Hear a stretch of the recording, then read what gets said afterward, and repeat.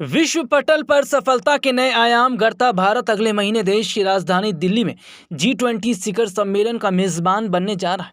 यह महत्वपूर्ण समिट दिल्ली के प्रगति मैदान के नवनिर्मित state of art convention complex में 9 और 10 सितंबर को आयोजित होगी।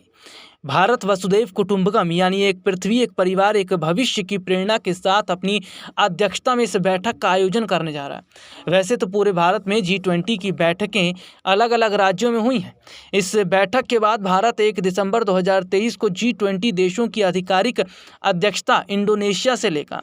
अगले एक साल उसकी अध्यक्षता में G20 देशों की प्रगति रूपरेखा तैयार होगी। G20 में 19 शक्तिशाली देशों के राष्ट्राध्यक्ष और यूरोपीय यूनियन शामिल हैं। G20 समूह समिट का विचार 1999 में आया था, जब इन समूह देशों के वित्त मंत्री और सेंट्रल बैंक के गवर्नर इंटरनेशनल अर्थव्यवस्था और वित्तीय मुद्दों पर बातचीत के लिए एक मंच पर आए थे।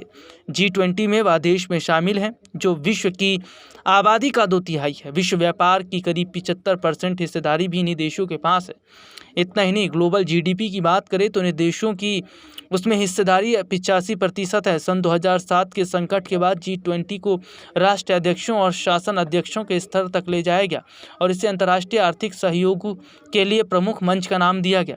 आगामी 1 दिसंबर को भारत पिछले G20 ग्रुप के अध्यक्ष रहे इंडोनेशिया से अध्यक्षता ग्रहण करेगा। भारत दुनिया का सबसे बड़ा लोकतंत्र है और वर्तमान में दुनिया की सबसे तेजी से बढ़ती अर्थव्यवस्था भी। भारत की G20 की अध्यक्षता पिछले 17 राष्ट्राध्यक्षों द्वारा हासिल किए गए महत्वपूर्ण मील के पत्थरों को आगे बढ़ाने में महत्वपूर्ण भूमिका निभाएगी। प्रत्येक वर्ष होने वाले शिखर सम्मेलन का स्थान बदलता रहता है। इस बार मेजबानी भारत को मिली है। G20 का कोई स्थायी सचिवालय नहीं है, इसलिए प्रत्येक शिखर सम्मेलन को पिछले, वर्तमान और भविष्य के राष्ट्राध्यक्ष के समर्थन से आयोजित किया जाएगा। इसके समूह को ट्रोइका कहा जाता है। इस बार ट्रोइका में इंडोनेशिया, भारत और ब्राज़ील भी हैं। SP9 न्यूज़ रूम की रिपोर्ट।